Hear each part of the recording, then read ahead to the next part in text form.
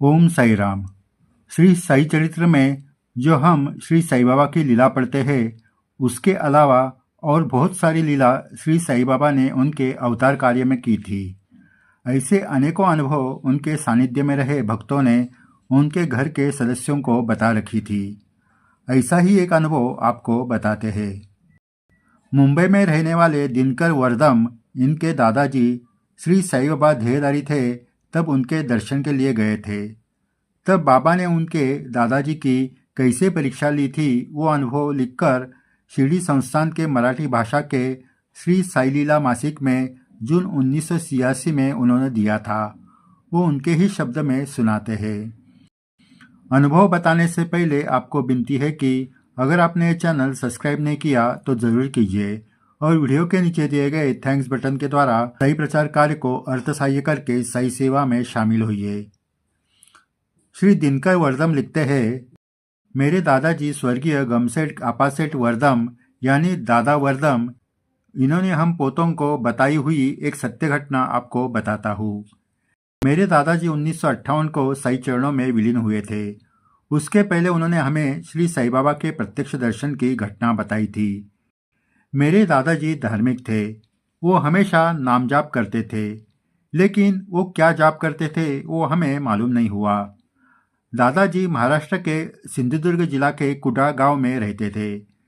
दादाजी के पास बहुत लोग रोग मुक्त होने के लिए काला धागा लेने के लिए आते थे। दादाजी मंत्रों के साथ काले धागे को 3 गांठ मारकर देते थे। वो पहनने के बाद रोगी रोग मुक्त होता था। उन्होंने मंत्र के साथ दिया हुआ काला धागा किसी गाय या भैंस को बांध दिया जाता तो वो भी रोग मुक्त होते थे। ये हमने बचपन में देखा था। ये सिद्धि उन्हें कैसे प्राप्त हुई ये हमें कुछ पता नहीं था, लेकिन उनकी उपासना रोज चालू थी। वो नवनाथ ग्रंथ का रोज एक अध्याय पढ़ते थे। ऐसे हमारे दादाजी को उनके युवावस्था में शिरडी जाकर प्रत्यक्ष श्री साई बाबा का दर्शन लेने का सौभाग्य प्राप्त हुआ था। वही याद आपको बताता हूँ। मेरे दादाजी एक दिन अपने छोटे भाई राजाराम को लेकर शिरडी निकले। उस वक्त उनके छोटे भाई की आयु सिर्फ 14 साल की थी। कुडाल से मुंबई बस से और वहाँ से ट्रेन में बैठकर कोपरगांव पहुँचे। फिर घोड़ा गाड़ी में बैठकर शिरडी पहुँच गए। जब वो शिरडी पहुँचे तब बाबा द्वारका में थे। दादाजी ने उस वक्त अपने साथ 5 रुपए के 12 नोट यानी पूरे 60 रुपए लेकर गए थे। उस वक्त के 60 रुपए मतलब उस जमाने में वो बहुत बड़ी रकम थी। जब मेरे दादाजी ने बाबा का दर्शन लिया तो बाबा ने उनको दक्षिणा मांगी। दादाजी ने 5 रुपए की नोट उनको दी। बाबा ने उनको और लाओ ऐसे कहकर और दक्षिणा मांगी। दादाजी ने फिर 5 रुपए दिए, लेकिन बाबा उसके बाद भी दादाजी को दक्षिणा मांगते रहे, जब तक कि उनके पास जो 5 रुपए के 12 नोट थे वो खत्म नहीं होते। दादाजी ने पूरे पैसे दिए, लेकिन उनके मन में कोई शिकायत नहीं थी। उन्होंने बाबा को प्रणाम किया, तब बाबा ने उनको वापस घर जाने की आज्ञा दी। दर्शन तो हुआ था और बाबा की आज्ञा भी हुई थी, इसलिए दादाजी भाई के साथ वापस घर जाने के लिए निकले। लेकिन उनके जेब में अब एक पैसा भी नहीं था।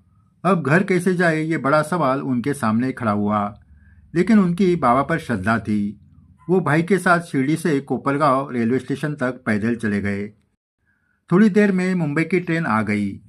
दादाजी ने बाबा पर पूरा भरोसा रखा और भाई को लेकर वो उस ट्रेन में बैठ गए।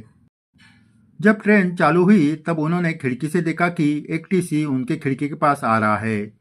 दादाजी तो डर गए, लगा अब पकड़े जाएंगे। उन्होंने मन ही मन बाबा को पुकारा। जब ट्रेन की स्पीड बढ़ गई वैसे वो टीसी दौड़ते हुए खिड़की के पास आया और अपने हाथ में रखे हुए 2 टिकट दादाजी के हाथ में दे दिए। उसके बाद वो वहीं रुक गया और ट्रेन आगे निकल गई। दादाजी को कुछ पल क्या हो रहा है ये समझ में नहीं आया। उन्होंने टिकट देखी तो वो दोनों टिकट मुंबई की थी। दादाजी चौंक गए। एक टीसी ट्रेन के पीछे दौड़ते हुए आकर उनको टिकट देकर चला गया था। उसके पैसे भी उसने दिए थे। वैसे तो वो टीसी था, ट्रेन में आ सकता था। अनेकों सवाल दादाजी के मन में आ रहे थे। ये सब बाबा की लीला है ये वो समझ गए और वो टिकट उन्होंने जेब में रखे। जेब में टिकट रखते ही वो फिर एक बार चौंक गए, क्योंकि उनके जेब में पैसों के नोट थे। उन्होंने तुरंत वो पैसे जेब से बाहर निकाले, नोट गिनकर देखे और दादाजी अपने आंसू रोक नहीं पाए। क्योंकि वो वही 5 रुपए के 12 नोट थे जो उन्होंने बाबा को दक्षिणा स्वरूप में दिए थे। बाबा ने उनके पूरे 60 रुपए वापस दिए थे।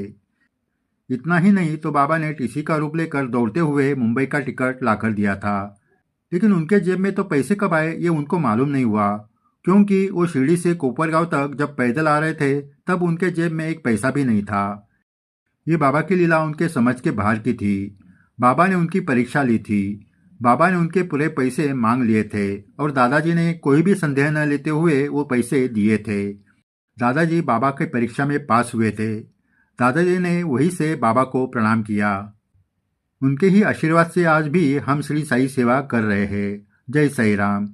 आगे भी ऐसे अद्भुत अनुभव आपको बताए जाएंगे। अगर आपने ये चैनल सब्सक्राइब नहीं किया तो जरूर कीजिए और वीडियो के नीचे दिए गए थैंक्स बटन के द्वारा सही प्रचार कार्य को अर्थ सहाय्य करके सही सेवा में शामिल होइए। जय साई राम।